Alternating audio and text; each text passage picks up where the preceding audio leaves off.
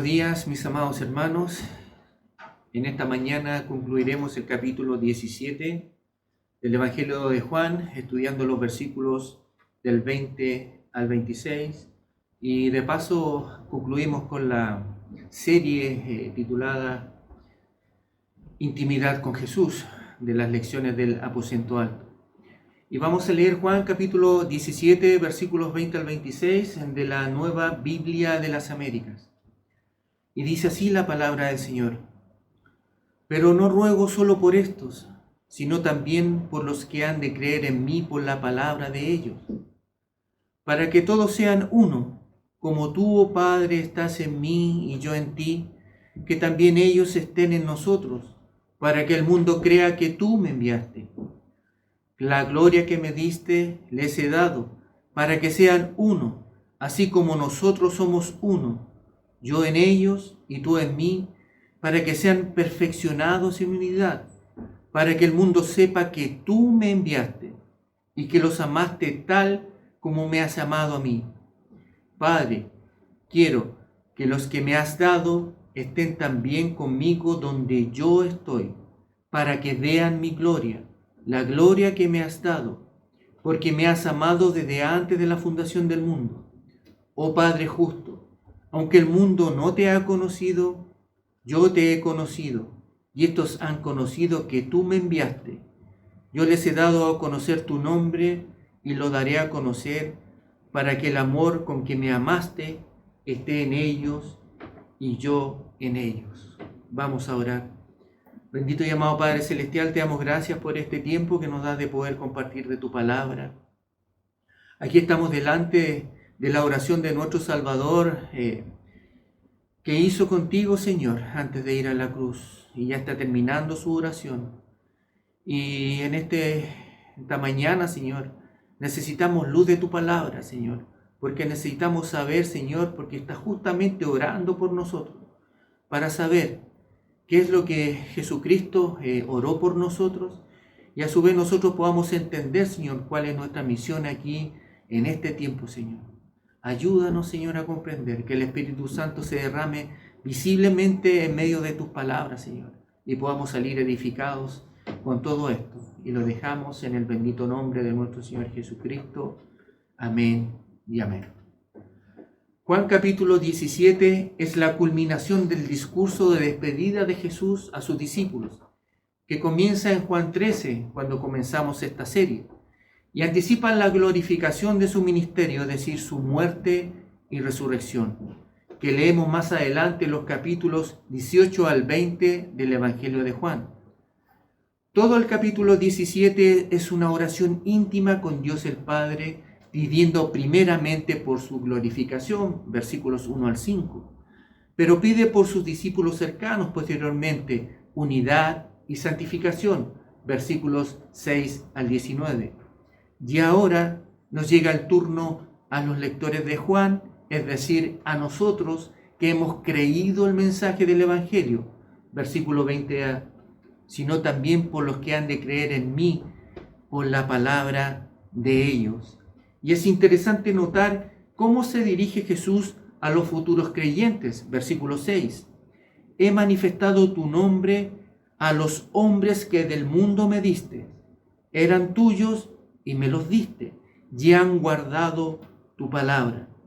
Como vimos hace un par de domingos atrás, nosotros somos un regalo de Dios el Padre a Dios el Hijo. Y más interesante aún, cómo llama más íntimamente a los que habrían de creer en Él.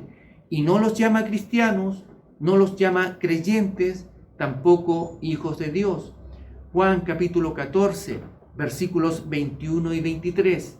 El que tiene mis mandamientos y los guarda, ese es el que me ama. Y el que me ama será amado por mi Padre, y yo lo amaré y me manifestaré a él. Versículo 23.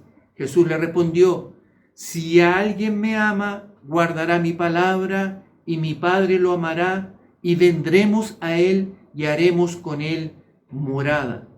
Por lo tanto, los futuros creyentes son un regalo de Dios el Padre a Dios el Hijo, y esos creyentes a su vez aman a Jesús y consecuentemente guardan sus mandamientos.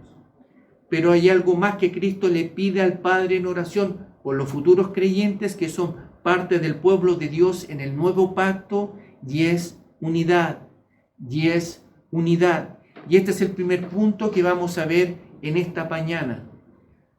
Todos nosotros estamos en Cristo y por lo tanto, quiéralo o no, todos estamos unidos unos a otros. Tenemos el mismo Padre, tenemos el mismo Salvador, fuimos lavados por la misma sangre. De hecho, no sé si ustedes, mis hermanos, saben, pero todos los cristianos somos hermanos de sangre, por la sangre de Jesús. Fuimos lavados por la misma sangre, compartimos la misma experiencia de gracia, la misma regeneración, el mismo Espíritu Santo morando en nuestro corazón, el mismo destino, la misma esperanza, y son todas estas cosas las que nos unen. Así que nosotros no tenemos la responsabilidad de crear el vínculo que nos hace uno, pero sí tenemos la responsabilidad de preservar esa unidad y de crecer en comunión los unos con los otros. Cristo oró por eso. Cristo oró por eso. El apóstol Pablo en Efesios capítulo 4, versículo 1 dice: yo pues, prisionero del Señor, les ruego que ustedes vivan de una manera digna de la vocación con que han sido llamados, que vivan con toda humildad y mansedumbre, soportándose unos a otros en amor, esforzándose por preservar la unidad del Espíritu en el vínculo de la paz. Tenemos que esforzarnos en guardar la unidad que ya Cristo compró para nosotros en la cruz del Calvario. Mis hermanos, con la iglesia ocurre algo similar a lo que sucede en el matrimonio. El hombre y la mujer vienen a ser uno a través del vínculo matrimonial, pero no todas las parejas reflejan en el mismo grado esa realidad. Y lo mismo ocurre en la iglesia. Y mis hermanos, seamos francos. La iglesia de este lado de la eternidad está muy lejos de ser una comunidad perfecta. Y eso lo evidencia el texto de Mateo capítulo 18, versículo 15. Leo de la Reina Valera del 60. Por tanto, si tu hermano peca contra ti. Cristo está presuponiendo que es muy probable que en la iglesia alguien peque contra ti. Eso va a pasar. Los miembros que componen la iglesia no son perfectos. Cada uno de ellos se encuentra en un proceso de madurez y crecimiento que no siempre será indoloro. No sé si alguna vez han remodelado la casa que está justamente al lado de la tuya, o para los que vivimos en departamentos, al que está sobre el tuyo, bajo el tuyo o al lado del tuyo. Y ahí se está todo el día con el ruido. Y por meses eso es incómodo. Y lo único que quieres, por causa del ruido, es salir huyendo. Ahora, déjenme decirles algo. Al hermano que está al lado tuyo en la iglesia, lo están remodelando. Y eso tiene sus inconvenientes. Estamos en remodelación. Pero a pesar de todos esos inconvenientes, esa unidad debe ser cuidadosamente preservada. Ahora, para preservar esa unidad, nosotros debemos de marcar límites y no debemos tolerar que se traspasen en la iglesia. Y bíblicamente podemos mencionar por ahora dos. Y el primer límite que no debemos de pasar por alto por la salud de la iglesia es la disciplina bíblica. Puede ser que por causa del pecado un creyente pueda estar en muy mal estado espiritual y después de varios intentos de hacerlo volver en sí, de hacerlo reaccionar, no acepte la disciplina de la iglesia. Volvamos al texto de Mateo capítulo 18, versículos 15 al 17. El Señor Jesucristo es quien está hablando aquí. Y dice, si tu hermano peca, ve y repréndelo a solas. Es decir, una acción que debemos hacer en privado. Si te escucha, has ganado a tu hermano. Pero si no te escucha, lleva contigo a uno o a dos más, para que toda palabra sea confirmada por boca de 2 o 3 testigos. Y si se rehúsa a escucharlos, dilo ¿a quién? Dilo a la iglesia. Obviamente Cristo está hablando aquí de la iglesia local. No está hablando de una iglesia universal. Ni con el internet se puede hacer eso. Y si también rehúsa escuchar a la iglesia, sea para ti como el gentil y el recaudador de impuestos. En otras palabras, la persona en cuestión debe ser removida de la membresía de la iglesia local como si fuera un inconverso. Pero en lo que respecta a lo que la iglesia puede ver del testimonio público y externo de la persona, debe ser tratada como un gentil o un publicano.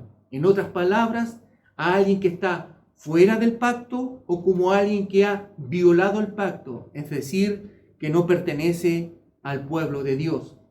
Eso no significa que se le prohíba asistir a la iglesia a escuchar la predicación de la palabra, que es el medio por el cual Dios opera en el corazón del pecador, y tampoco significa que pueda ser excluido de nuestras oraciones. Y el segundo límite que no debemos traspasar es por causa de las falsas doctrinas e ideologías que se puedan introducir en la iglesia. El apóstol Pablo en sus cartas apostólicas constantemente alertaba a los santos a tener cuidado con este asunto. En la carta a los Gálatas, por ejemplo, advierte en el capítulo 1, versículos 8 al 9, dice así la palabra del Señor: pero si aún nosotros o un ángel del cielo les anunciara otro evangelio contrario al que hemos anunciado, sea anatema. Como hemos dicho antes también, repito ahora, si alguien les anuncia un evangelio contrario al que recibieron, sea anatema. Y esa palabra anatema significa maldito de Dios.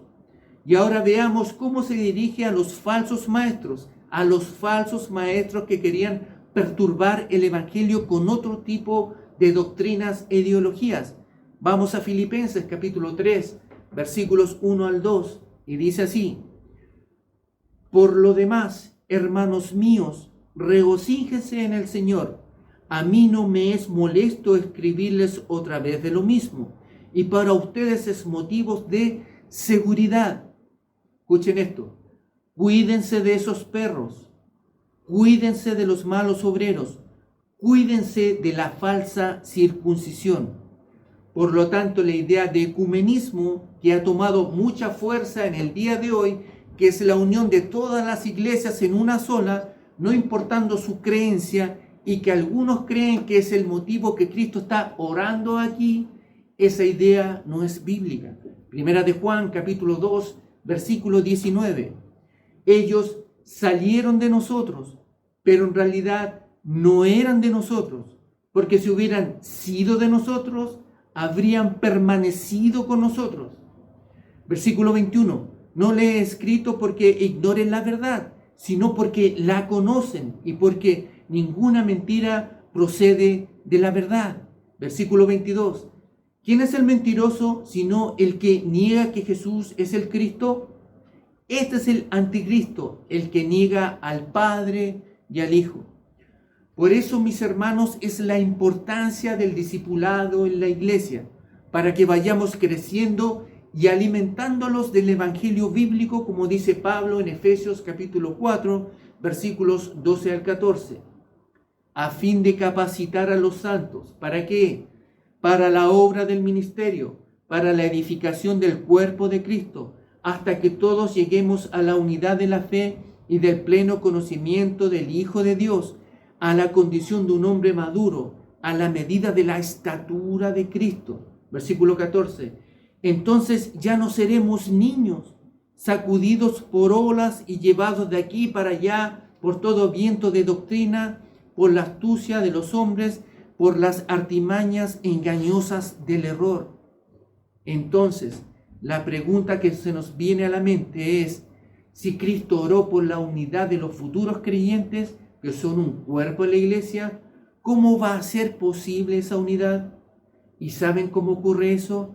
Vean el versículo 22a otra vez.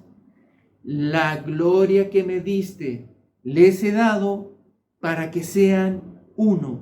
Y este es el segundo punto que vamos a ver en esta mañana. La gloria de Jesús que nos da, nos lleva a la unidad. La gloria de Jesús nos da unidad entre nosotros. Hermanos, déjenme hacerles una pregunta. ¿Cuál fue la gloria que Dios el Padre le dio a Dios el Hijo? ¿Cuál fue la gloria que Dios el Padre le dio a Dios el Hijo? Porque Él dice, la gloria que tú me diste, yo se las di a ellos para que ellos sean uno. La palabra gloria, doxa, en el mundo antiguo greco-romano, se relaciona con el honor, tales como estatus social, riquezas, triunfos militares, poder político, etc. En las escrituras hebreas es una reflexión de la luz divina entre seres humanos. Entonces, ¿cuál es esa gloria? En el Evangelio de Juan el término toma un sentido irónico, porque la gloria de Jesús se refleja a través del servicio y del sacrificio. Se refleja a través del servicio y del sacrificio, incluso la muerte, como vimos anteriormente en Juan capítulo 17, versículos del 1 al 5. El apóstol Pablo les escribe a los filipenses en el capítulo 2, versículos 5 al 11, lo siguiente. Haya pues en ustedes esta actitud que hubo también en Cristo Jesús, el cual, aunque existía en forma de Dios, no consideró el ser igual a Dios como algo a que aferrarse, sino que se despojó a sí mismo tomando forma de siervo, haciéndose semejante a los hombres y hallándose en forma de hombre, se humilló él mismo haciéndose obediente hasta la muerte y muerte de cruz, por lo cual Dios también lo exaltó hasta lo sumo y le confirió el nombre que sobre todo nombre, para que en el nombre de Jesús se doble toda rodilla de los que están en el cielo y en la tierra y debajo de la tierra, y toda lengua confiese que Jesucristo es Señor, para gloria de Dios Padre. La gloria de ser exaltado después de su humillación al venir al mundo como hombre y morir por nosotros en una cruz. Entonces, ¿qué es lo que Cristo está diciendo aquí? Que cuando los creyentes transiten por ese mismo camino de humillación que antecede a la gloria, entonces la unidad será posible. Mis hermanos, ¿qué es lo que produce división y alejamiento entre los creyentes? El egoísmo, el orgullo, la arrogancia y todos sus derivados, envidias, celos, terquedad, autopromoción. Mis hermanos, es la arrogancia la que nos separa de los demás, pero Cristo comparte con nosotros la gloria de su humillación para que podamos ser uno. Por eso decía un comentarista, nunca debemos pensar en nuestra cruz como en un castigo, hemos de pensar en ella como nuestra gloria, Así que cuando nos resulte difícil ser cristianos, debemos considerar que esa es nuestra gloria, Es el honor que Dios nos ha concedido de poder sufrir lo que Jesús sufrió si compartimos con Cristo la gloria de su humillación. Y el resultado será una sorprendente unidad entre nosotros, que a su vez impactará profundamente al mundo. Versículo 20 otra vez, Pero no ruego por estos, sino también por los que han de creer en mí por la palabra de ellos, para que todos sean uno, como tú, Padre, estás en mí y yo en ti, que también ellos estén en nosotros, para que el mundo crea que tú me enviaste. Versículo 23. Yo en ellos, tú en mí, para que sean perfeccionados en unidad, para que el mundo sepa que tú me enviaste y que los amaste tal como me has amado a mí. Mis hermanos, nosotros vivimos en un mundo muy dividido. Los hombres se han encargado de levantar un montón de barreras que nos separan los unos de los otros. Barreras sociales, barreras educacionales, barreras económicas, barreras raciales. Por eso es precisamente lo que hace de la unidad de los creyentes un poderoso argumento a favor del Evangelio. Porque en medio de esas luchas y conflictos, la unidad de la iglesia no puede pasar por alto. Hay personas que piensan que las iglesias deberían agruparse por sectores. O sea, los ricos con los ricos, la clase media con la clase media, los pobres con los pobres. Y ahora está de moda la iglesia dividida por edad. Los jóvenes con los jóvenes, porque a los jóvenes no les gustan los himnos que les gustan a los de más edad. Entonces vamos a hacer una iglesia de jóvenes, de edad madura, de tercera edad. Eso no glorifica al Señor. Lo que Cristo quiere es que haya una iglesia llena de gente de todo tipo, de toda clase, de toda edad, y que se amen unos a otros y se tengan paciencia. Porque cuando el mundo vea que en medio de esa gran diferencia hay amor genuino los unos por los otros, tienen forzosamente que llegar a la conclusión que algo sobrenatural está pasando ahí, porque esa unidad solo la produce el Señor, solo la produce el Señor. Y finalmente, el Señor pide por sus discípulos que sean preservados hasta el fin para que vean su gloria, que sean preservados hasta el fin para que vean su gloria. Versículo 24. Padre, quiero que los que me has dado estén también conmigo donde yo estoy, para que vean mi gloria, la gloria que me has dado, porque me has amado desde antes de la fundación del mundo. Noten, mis hermanos, que la esencia de esta petición no es que vayamos al cielo cuando partamos de este mundo. La petición y la bendición que Jesús está pidiendo por nosotros es que podamos ver su gloria. Es que podamos ver su gloria. Como bien ha dicho alguien, sin esa visión de la hermosura del Señor, el cielo sería un triunfo sin sentido, pero con ella el lugar de reunión carece de importancia. De manera que, en cierto modo, esta oración concluye como comienza, con la gloria de nuestro bendito Señor y Salvador Jesucristo. ¿Cuál es la primera petición? Versículo 5. Y ahora, glorifícame tú junto a ti con la gloria que tenía contigo antes que el mundo existiera. ¿Cuál es la última petición? Padre, quiero que los que me has dado estén conmigo donde yo estoy, para que vean mi gloria. Es por eso que la descripción que Juan nos da de la ciudad celestial en Apocalipsis 22 concluye diciendo que nosotros veremos su rostro. Versículo 3. Ya no habrá más maldición. El trono de Dios y del Cordero estará allí y sus siervos le servirán. Versículo 4.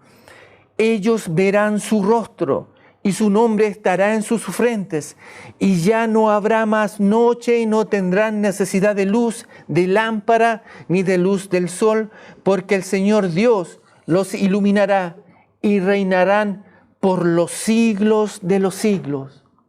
Mis hermanos, es de eso que se trata todo esto, de ver a nuestro Señor Jesucristo. No importa las dificultades que tengamos que enfrentar en este mundo caído por causa de nuestra fe, algún día estaremos en la presencia de nuestro Señor. Contemplaremos su gloria, nos deleitaremos en su gloria por los siglos de los siglos. Como dice Pablo en Romanos capítulo 8, versículo 18. Pues considero que los sufrimientos de este tiempo presente no son dignos de ser comparados con la gloria que nos ha de ser revelada. Una poetisa cristiana pudo expresar esta verdad en uno de nuestros himnos tradicionales que lamentablemente solo se cantan en funerales, pero que debería cantarse más en la iglesia. En presencia estar de Cristo, ver su rostro que será, cuando al fin en pleno gozo mi alma le contemplará. Cara a cara espero verle cuando venga en gloria y luz. Cara a cara allá en el cielo he de ver a mi Jesús. Solo tras oscuro velo hoy lo puedo aquí mirar, pero pronto viene el día que su gloria ha de mostrar.